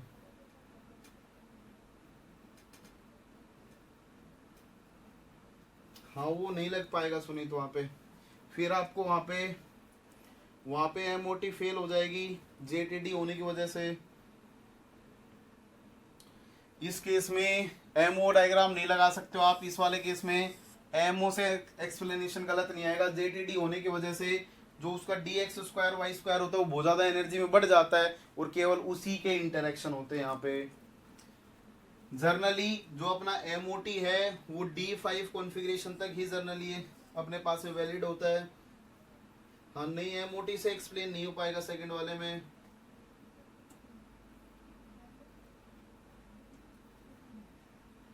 सेकंड वाले में एक्सप्लेन नहीं हो पाएगा, ठीक है, बता दोगे। चले आगे देख लेना इसको अलग से एग्जाम्पल करके याद रख लेना थोड़ा सा, और सारे का सारा अपना एक्सप्लेनेशन आ गया है। ये आपके सारे के सारे इनऑर्गेनिक क्लस्टर्स क्या हो चुके हैं, खत्म हो चुके हैं। ठीक है, शायद आपको ये समझ में आए होंगे, जल्दी से कमेंट कर दीजिए, हम लोग आगे बढ़ देंगे। सेकंड का विनीत एमओटी से आंसर नहीं आ पाएगा भाई, ठीक है। एक कॉम्प्लेक्स में और बता देता हूं जिसको आप थोड़ा सा ध्यान रख लेना। एक कॉम्प्लेक्स जो क्रोमियम का होता है, ठीक है, उसका एमओ डायग्राम थोड़ा अलग से बनता है।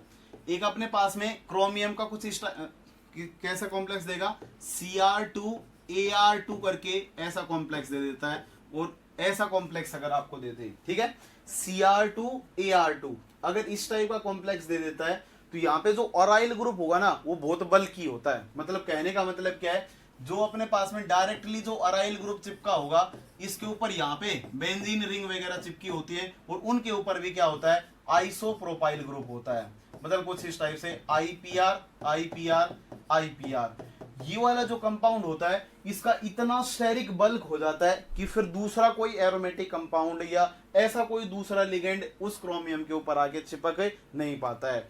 तो उन केसेस में क्रोमियम जो होता है वो एक ही क्रोमियम के साथ, एक ही लिगेंड के साथ में, साइड लिगेंड के साथ में बॉन्ड का फॉर्मेशन करता है, और जब वो एक ही के साथ में फॉर्मेशन करता है तो उन केसेस में वो डी ऑर्बिटल का यूज नहीं करता है। जब वो डी ऑर्बिटल का यूज नहीं करता है तो जो क्रोमियम के जो डी ऑर्बिटल्स थे वो सारे के सारे जो डी ऑर्बिटल होते हैं वो दूसरे क्रोमियम के साथ बॉन्ड फॉर्मेशन में यूज हो जाते हैं, और जब दूसरे के साथ में बॉन्ड फॉर्मेशन में यूज हो जाएंगे तो कैसा एमओ दिखाई देगा, जरा बोर्ड पे देखना। एक आपके पास में क्या था, ऐसे एक आपके पास में dz स्क्वायर था, एक dxy था, एक dyz था, एक dzx था, और एक dz स्क्वायर था। ऐसे ही दूसरे क्रोमियम के पास में भी क्या पड़े होंगे, 5d ऑर्बिटल्स पड़े होंगे।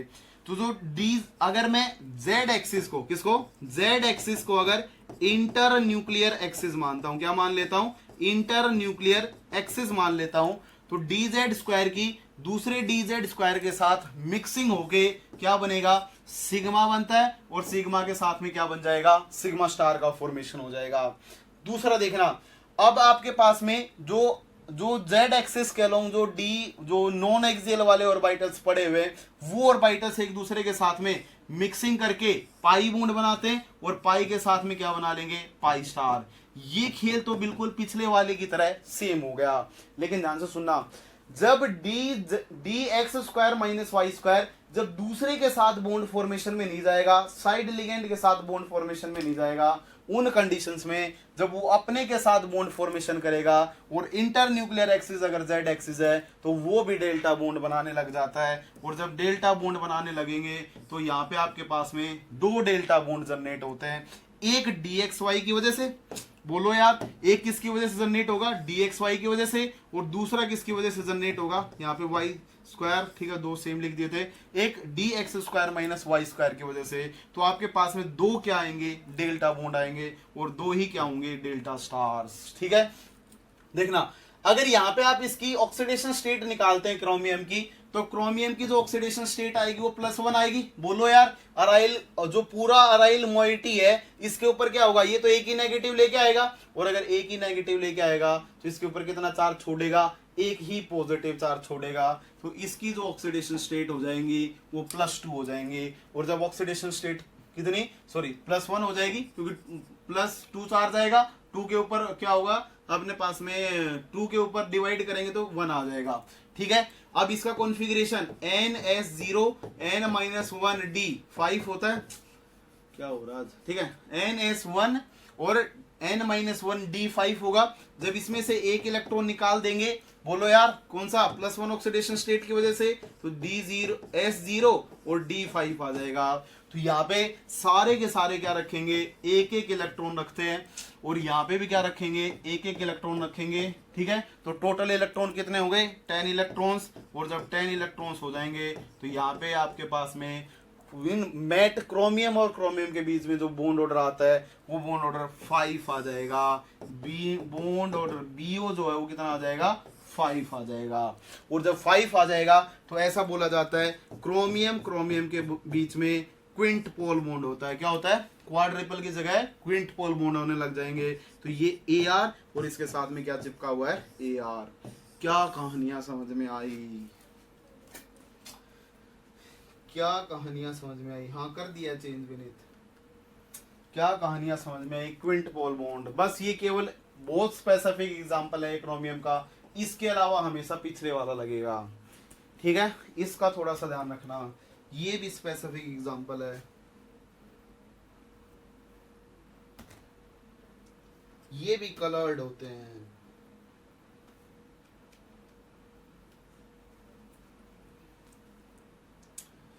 ये इनऑर्गेनिक क्लस्टर्स आपके खत्म हुए। ठीक है, क्विंट पोल बॉन्ड होगा इसमें।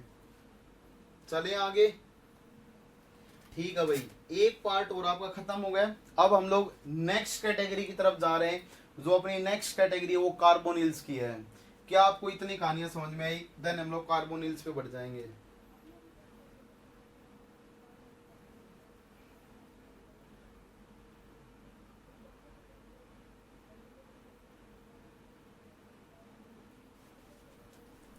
ठीक है, ओके, आ गया है समझ में आपको, ओके। ठीक है भूपेंद्र,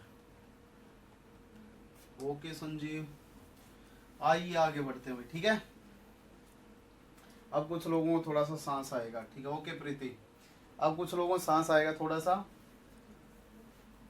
फिर से थोड़ी सी इजी चीजें स्टार्ट होने जा रही हैं। बोर्ड पे देखना भाई, मेटल कार्बोनाइल्स, मेटल कार्बोनिल्स समझिएगा जरा, ब्रॉड कैटेगरी है, इससे बहुत सारे क्वेश्चन पूछे जाते हैं। ऐसा शायद ही कोई क्वेश्चन आता हो ऑर्गेनोमेटेलिक्स में, मतलब ना आता हो ऐसा, कोई भी ऐसा एग्जाम हो जिसमें कार्बोनिल का क्वेश्चन ना आता हो, पक्का ही कार्बोनिल का क्वेश्चन पूछता है। आइए जरा स्टार्ट करते हैं। इसमें हमें 5-6 इसके रिएक्शंस देखनी है, 5-6 टाइप देखने हैं। पहला बॉन्डिंग के बारे में समझना है, दूसरा स्ट्रेचिंग फ्रीक्वेंसी के बारे में जानना है, तीसरा जनरेशन प्रिपरेशंस के बारे में जानना है, फिर उनकी केमिकल रिएक्शंस के बारे में जानना है, फिर उनके स्पेक्ट्रा को जानना है, फिर उनके IR बैंड्स को जानना है, फिर अगर मेटल कार्बोनिल की एसिडिक स्ट्रेंथ के बारे में जानना है, और लास्ट टॉपिक होगा जब उसके साथ में कोई हाइड्रोजन होगा, मतलब कोई हाइड्रोजन, तो 1H1 स्पेक्ट्रा आ गया, वो हम लोगों ने स्पेक्ट्रा में चेक कर लेंगे। तो ये पूरा का पूरा पार्ट हमें इसमें डिस्कस करना है, तो जरा अच्छे से देखना, इसका क्वेश्चन पक्का ही पूछता है। ठीक है भाई, बोर्ड पे देखिएगा। अगर मैं सबसे पहले अगर मेटल कार्बोनाइल्स की बात करता हूं, तो आपको ये बात तो समझ में आ गया होगा कि लिगेंड इसके अंदर पक्का ही क्या रहा होगा, CO रहा होगा, कार्बोनिल रहा होगा।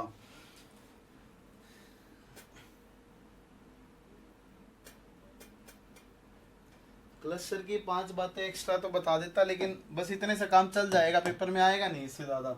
और कुछ रिएक्शन लिखवा दूंगा मैं, वो रिएक्शन लिखवाने के अलावा और कुछ है नहीं।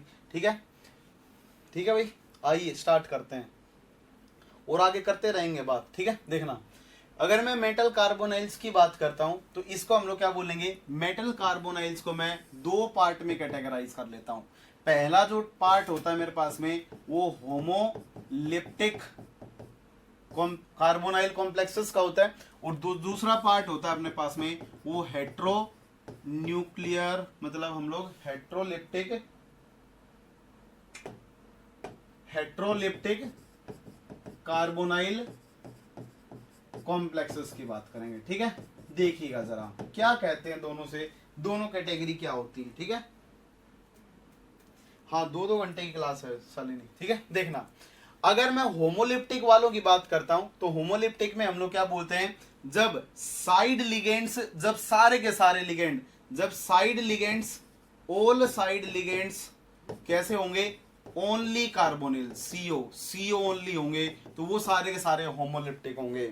लेकिन अगर इसमें, अगर कॉम्प्लेक्स में अगर लिगेंड, जो साइड लिगेंड्स है वो सीओ के साथ में कोई दूसरा लिगेंड आ जाए, पीपीएस3 टाइप का या एनओ टाइप का, तो फिर उनको हम लोग क्या बोल देंगे, हेट्रोलिप्टिक कॉम्प्लेक्सेस बोल देंगे।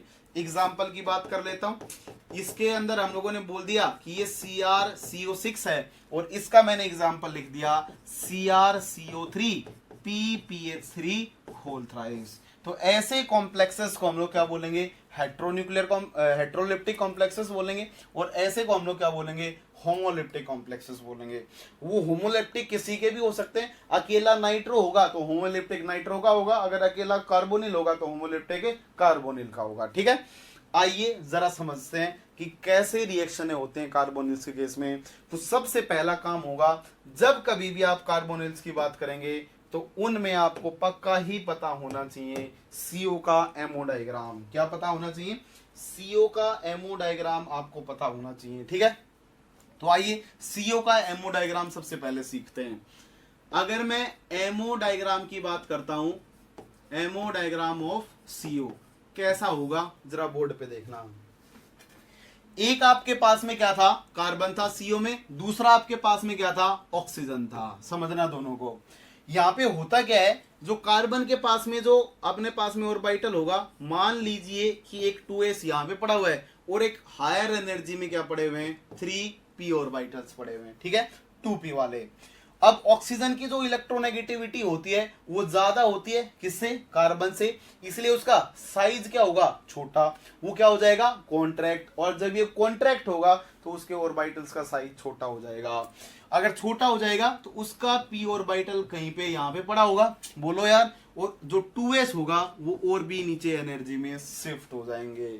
ठीक है, तो आपके पास में P था और मेरे पास में S था, सबका मैंने अरेंजमेंट ड्रॉ कर लिया है कि कैसा अरेंज्ड होंगे, कितनी एनर्जी में अरेंज्ड होंगे। ठीक है, अब आप लोगों को वेद सर ने बताया होगा, जब केमिकल बॉन्डिंग पढ़ा रहे थे तो उसमें उन्होंने बोला होगा कि जो नाइट्रोजन तक होता है, नाइट्रोजन तक क्या होता है, जो S और P का जो एनर्जी गैप होता है वो कम होता है, और जो S और P का एनर्जी गैप कम होगा तो यहाँ पे एक sp हाइब्रिड लोब बनेगी, और यहाँ पे भी क्या बनेगी, एक sp हाइब्रिड लोब क्या होगी, जनरेट होंगी। ठीक है, इस sp हाइब्रिड लोब में p करेक्टर ज्यादा होगा और इस sp हाइब्रिड लोब में s करेक्टर क्या होगा, ज्यादा होगा। ये क्या रह जाएंगे फिर अपने पास में, ये अपनी पोजीशन लॉस्ट कर देंगे, मतलब ये अपनी आइडेंटिटी लूज कर देंगे। यही क्या करेंगे इस रिएक्शन में, इसके साथ में मॉलिक्यूलर ऑर्बिटल फॉर्मेशन में पार्टिसिपेट करेंगे। जब ये पार्टिसिपेट करेंगे तो ऐसा बोला जाता है कि ये जो आपके पास में जो 2s है, जो एनर्जी में ऊपर खिसका है, किसकी वजह से, मिक्सिंग की वजह से, वो इसके एनर्जी से दूर हो जाता है, मतलब एनर्जी गैप बहुत कम हो जाता है, मिक्सिंग बहुत कम हो जाती है, जिसकी वजह से ये हमें नॉन बॉन्डिंग जैसा उतरता हुआ दिखाई देता है। ये 2s एज इट इज अपनी एनर्जी में, उसे स्लाइटली थोड़ा सा एनर्जी में एज इट इज उतरता हुआ दिखाई देता है।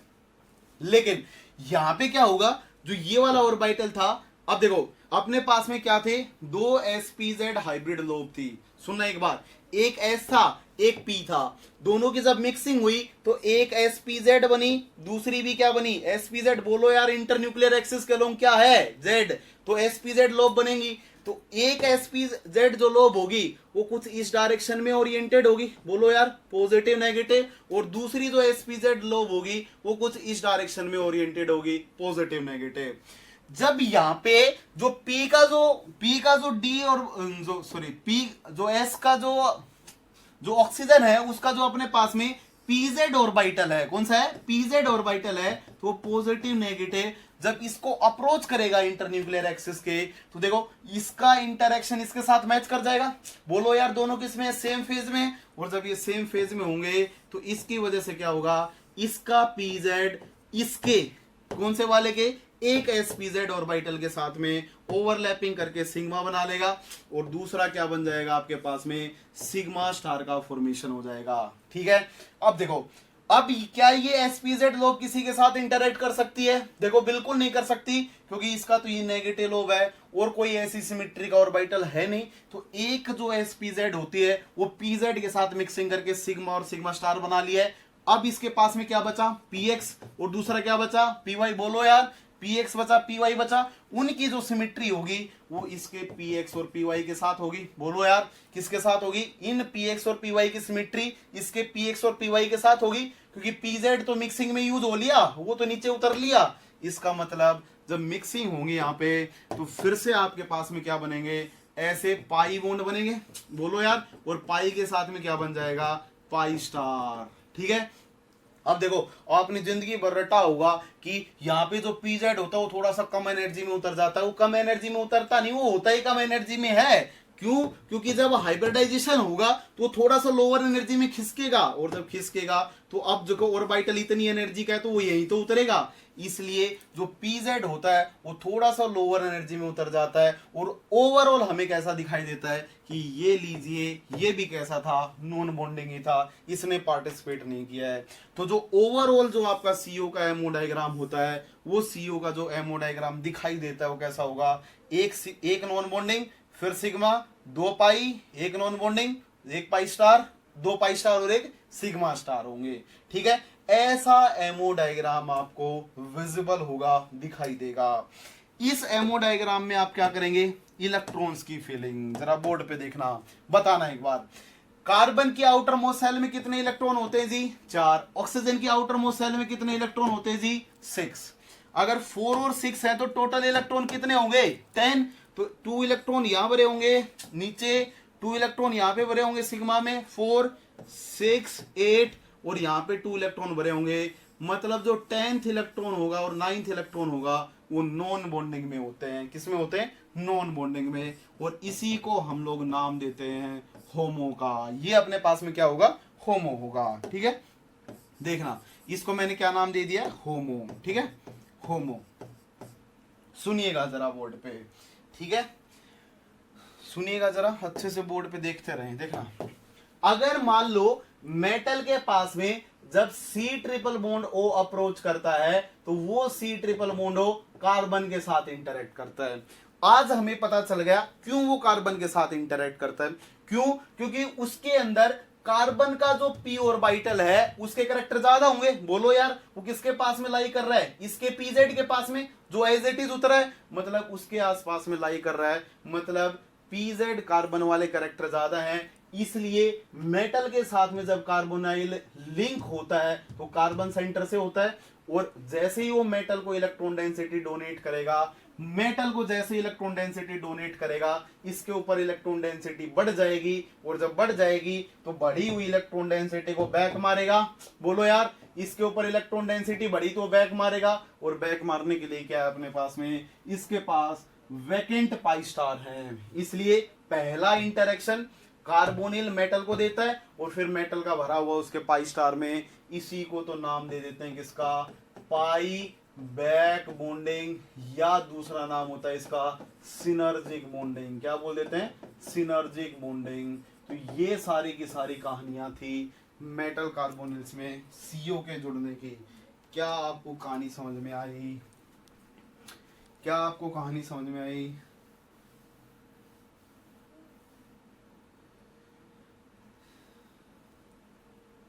टू एच सिग्मा कब से होने लग गया, 2h सिग्मा कहां से, नॉन बॉन्डिंग जाएगा भाई, नॉन बॉन्डिंग उतरेगा एज इट इज। कौन सा सिग्मा, सिग्मा नीचे ही तो है, ऊपर पाई, फिर नॉन बॉन्डिंग पाई स्टार, फिर सिग्मा स्टार। नहीं, कम नहीं होती है, ज्यादा होती है, देखना बुक में। फिर अच्छा फिर सीओ पाई स्टार में एक्सेप्ट करता है या सिग्मा स्टार में? क्वेश्चन ही गलत हो गया तेरा फिर। आज तक जिंदगी भर रटा है कि 5 स्टार में एक्सेप्ट करता है, बोलना यार भूपेंद्र भाई, बोलो।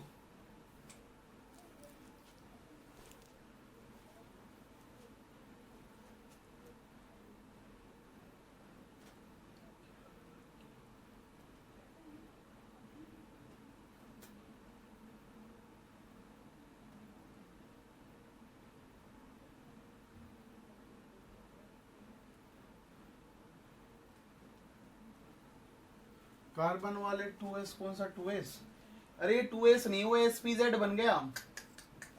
अरे समझो लाला, थोड़ी सी मेरी बात को देखो, मैं क्या बोल रहा हूँ। ये जो 2s है वो अपने ही pz के साथ में मिक्स हो गया। सबसे पहले spz हाइब्रिड लोब बनाता है, वो ऐसी 2 spz हाइब्रिड लोब बनेंगी तो 2s तो बचा ही नहीं। Positive positive 2 sp hybrid lobe बनी, उसमें से एक sp हाइब्रिड लोब इसके साथ मिक्स कर गई pz के साथ, बोलो यार ऑक्सीजन के pz के साथ। दूसरी जो spz हाइब्रिड लोब थी वो as it is non bonding उतर जाती है, क्योंकि उसकी सिमेट्री का कोई ऑर्बिटल है ही नहीं। तो हमें दिखाई क्या देता है कि ये p था ना, p तो कहीं पार्टिसिपेट नहीं किया तो इतनी एनर्जी में उतरना चाहिए था, लेकिन हमेशा उसे थोड़ी कम एनर्जी में उतरता है। कम एनर्जी में उतरने का रीजन होता है इनके ऑर्बिटल के बीच में हाइब्रिडाइजेशन। क्या? हाइब्रिडाइजेशन, ठीक है, इसलिए लोअर एनर्जी में उतरा है। इनके दोनों की सिमेट्री इसके दोनों के साथ मिक्स मैच कर गई, दोनों मिले मिले तो क्या बनाया? Pi bond. बोलो यार, पाई के साथ में पाई स्टार। भाई बोल दिया करो यार। देखो एक एक कमेंट में क्या जाता है आप लोगों का, समझ में आई क्या? 2s है ही नहीं, वो 2s इसमें कन्वर्ट हो गया, यहाँ का pz इसमें कन्वर्ट हो गया। हाथ टूट रहे हैं, देखो लिखने में भी हाथ टूट रहे हैं, पढ़ा तो जाता ही नहीं है, लिखते हुए भी हाथ टूट रहे हैं अब तो।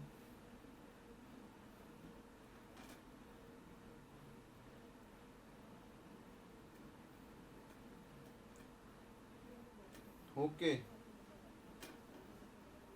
चलूं आगे।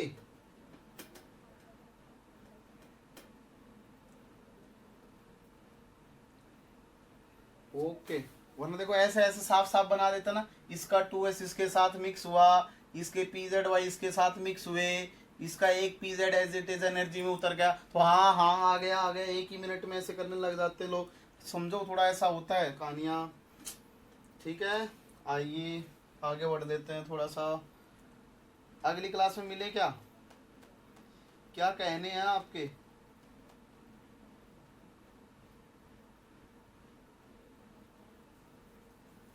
क्या चाहते हो, अगली क्लास में मिले क्या?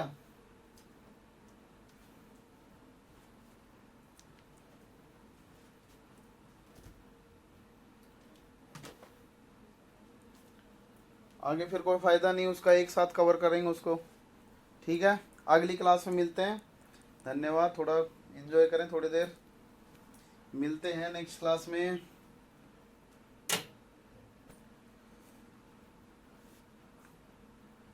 ओके, धन्यवाद ज्वाइन होने के लिए आपका।